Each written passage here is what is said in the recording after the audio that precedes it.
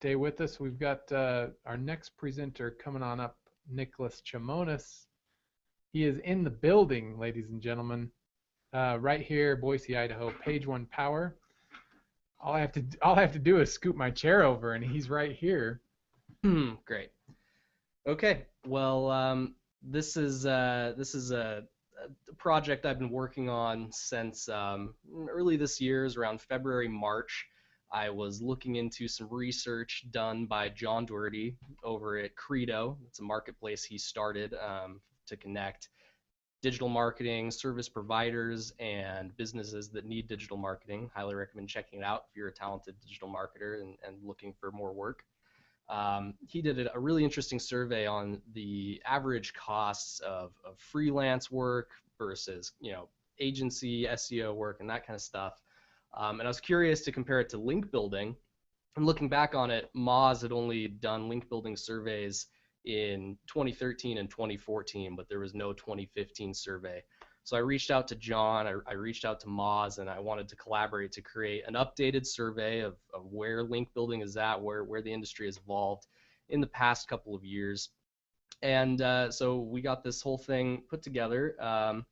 There's a lot of help promoting it, and I'm very thankful for everyone that helped out.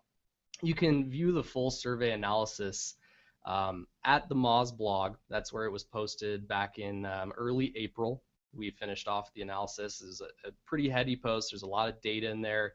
That first bit.ly link will take you to the actual survey itself. And the second bit.ly link will take you to the raw data in a shared Google spreadsheet where you can make your own analysis and develop your own insights. And if you do, I'd be really pleased if you shared it with me. So big thanks to everyone that helped promote it. We had 435 total survey respondents. Really thankful to John Doherty of working with me on this project, actually helping formulate the survey and co-author the post with me. Moz and Rand Fishkin for their promotion. BuzzStream emailed their customer base.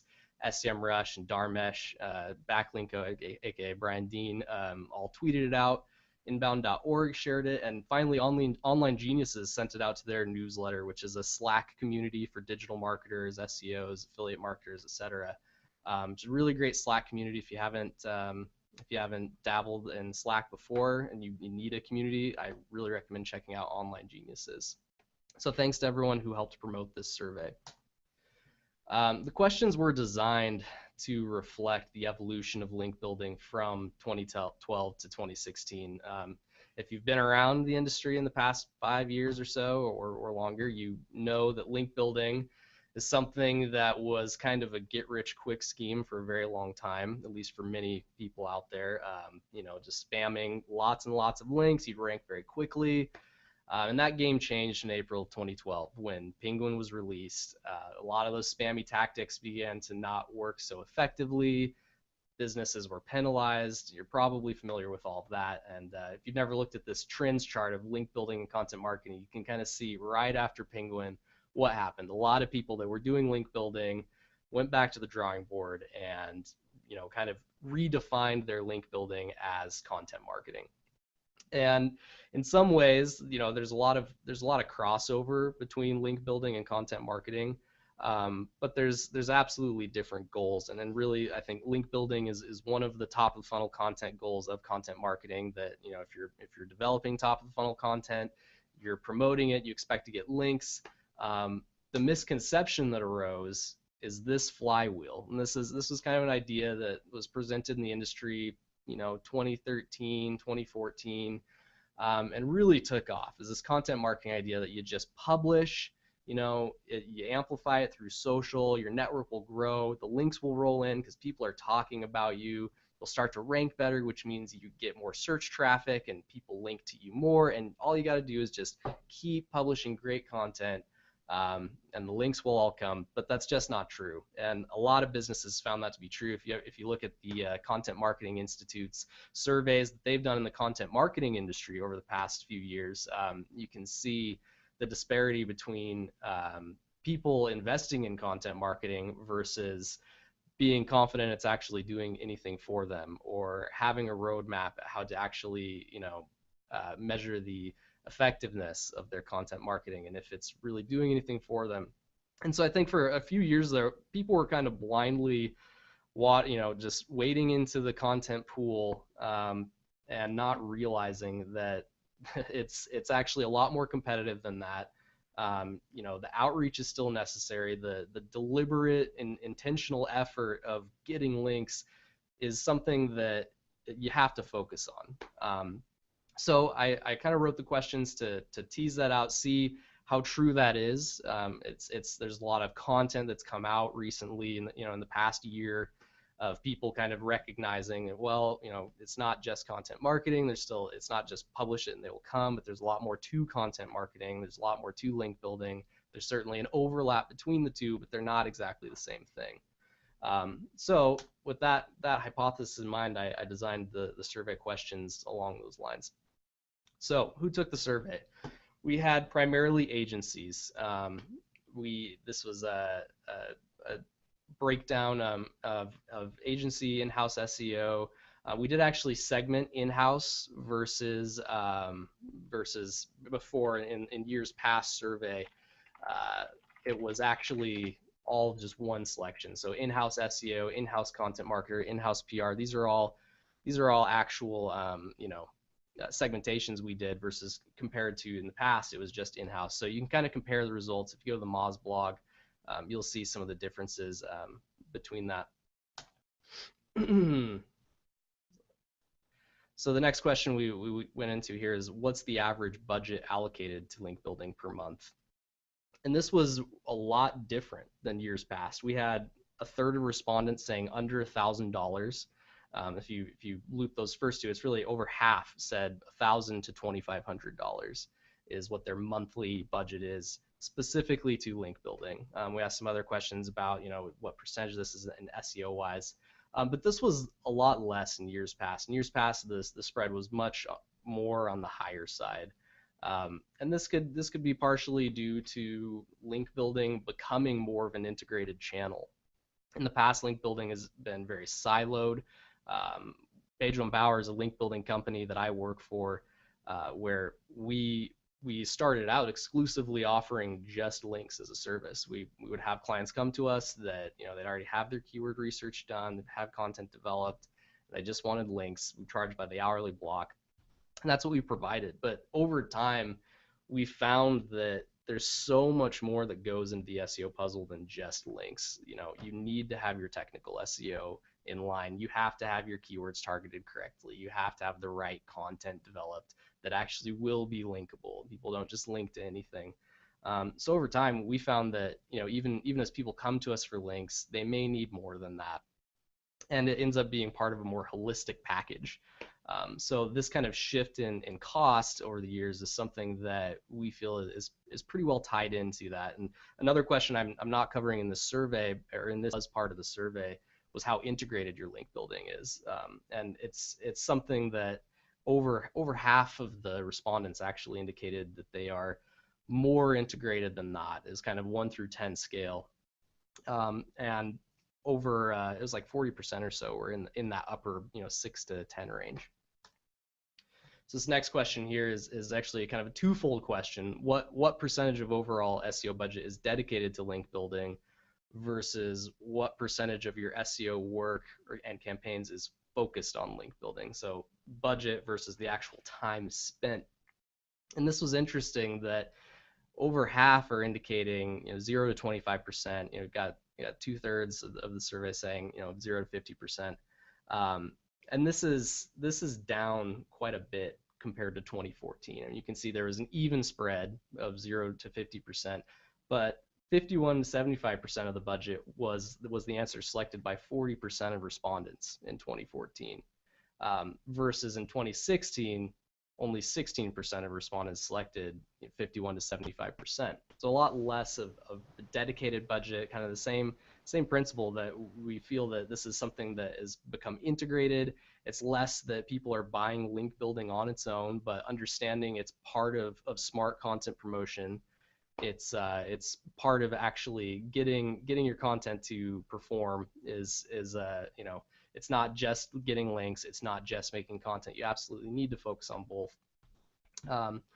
So this was this is something we've seen to be true over the past few years as well. That we have clients coming to us asking for content development first, asking for audience research development first, before we ever do any link building, before we go out and do outreach or site finding. And this is something that I think we're just going to continue to see in the future, that less businesses are going to believe that they just need links. I think that there's a pretty well recognized importance of links today. It's something that we saw the industry fluctuate a lot from 2012 and doomsday. It's like, okay, links are scary and bad, but over time we realized, links are still necessary, but you absolutely need the whole picture. It's a lot less of a get rich quick scheme. It's more of a holistic marketing campaign that involves link building, but is not solely focused on link building. This next question I have here is, which types of clients do you work with the most? And I was pretty surprised to see an even split between B2B and B2C. Exactly 159 responses for both of those. A lot more SMBs than enterprise, which I did expect to see. But in our experience, I feel like we've worked a lot more with B2C clients than B2B. But the industry is showing that pretty even split there. So that was an interesting one to me.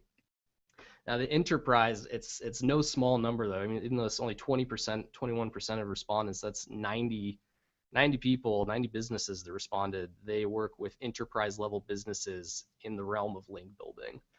And this is something that we've also observed where, over the past, I'd say 2 years, we've had a lot more Fortune 500 kind of businesses coming to us, or big brands that have side projects launching that need link building and need dedicated work, or they have hundreds of thousands of keywords ranking, and there's a lot of those on page 2. And sometimes it's a matter of crawling the site and finding which pages already have the most authority to build some internal links down to other pages that are lacking in authority.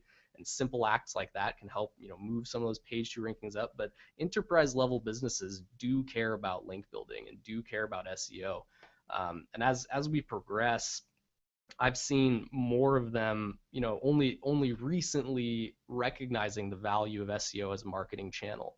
And big companies that, household brands that we've all heard of, that are just now coming to us they've just hired a director of SEO, and they're starting to recognize that SEO is an important channel. And now they're contracting out their work, and they're finding a content marketing agency and a link building agency and a PR agency. And it's all relatively new for some of these big brands in just the past couple of years. And it's interesting to see them valuing link building alongside content marketing and PR, and how much more frequently today we're working in tandem with a PR department. And our outreach efforts, or our persona development and audience research, all this is working, coinciding with a PR team or a content marketing team. And the power of actually integrating these different channels and working together is really, really incredible, and something a lot of businesses are not doing well, as not everyone has seen the importance of integrating these different channels, and not everyone has unsiloed them. A lot of companies are still working in complete silos. It's impossible to get through the bureaucracy of the enterprise to communicate with the other team, and wires will be crossed. But more and more, less big businesses are that way, and more of them are seeing how much better it works when you integrate all these different processes. Because at the end of the day, they do all affect SEO. The content development efforts, the PR efforts, SEO, technical SEO, or link building efforts, they're all affecting the same channel. So it's I think we're only going to see more and more of this integration as we move forward. This next slide here is, which link building tactics do you use? Whopping 90%. This was select, all as many as apply kind of question. 90% selected content publication of some kind, content publication and promotion, guest posting, etc. We were assuming, in this realm, that this is white hat guest posting, doing it the right way, not necessarily just spammed on guest post mills, that kind of thing. And then all of the other tactics received, all the other kind of typical white hat tactics were about 50% of the audience. Everyone does content, and most of us do a pretty even spread of resource pages, outreaching to industry links list pages, digital PR, local citations and business directories, fresh mentions, etc. All of that, was a pretty even spread. That they all dabble. People believe in diversity, but close to half our audience did not select these other selections. They only responded to content. So there's a lot of people out there that are just doing content today. It was this smaller side of paid links, and then kind of old school with press release submissions, directory submissions, social bookmarking, etc. This could have a lot to do with the audience that we reached, due to the people that I reached out to that helped me promote this. Moz, the Rand Fishkins of the world, BuzzStream, SEMrush. There's a lot of white hat folk that we probably reached. But it's still, this is not an insignificant. It's a quarter of our audience, or close to a third, that said paid links, close to a quarter that said old school tactics still, that they're still using them today. And I know a lot of SEOs personally that are doing this kind of stuff, still having success in certain ways, and there's unique ways to spam the internet still. But as a whole, I think the link building industry has largely moved away from that, at least compared to what it was like in 2012. So I followed up this question with, which link building tactics do you feel are the most effective? And the spread changes significantly. Guest posting, content, etc., that still remained up there at 78%, is the highest voted option. But everything else, even though it's being used by half the audience, is only voted by about a quarter of the audience as actually being effective. They're doing it, they're going after resource pages and fresh mentions and promoting infographics, but they're not sure if it's actually nearly as effective as content.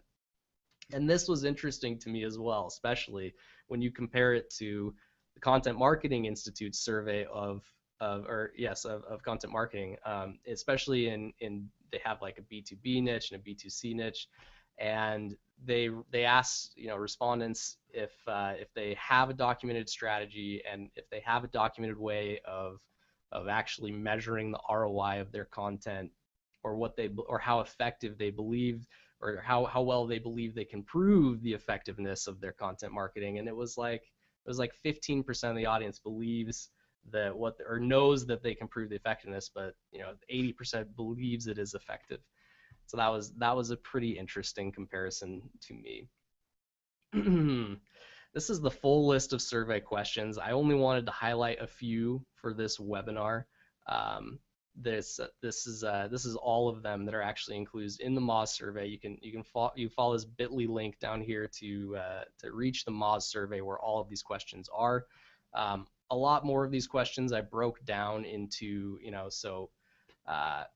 one of the questions was, what is the average client's or business's budget allocated to link building per month? I broke that down further into agency versus in-house versus business owner, etc.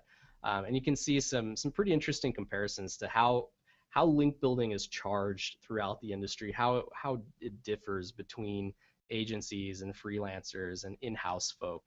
And there's a wide array of different viewpoints. So I think that link building as a whole, what I really took away from this survey is that it is still something that is uniquely defined by almost everybody doing it.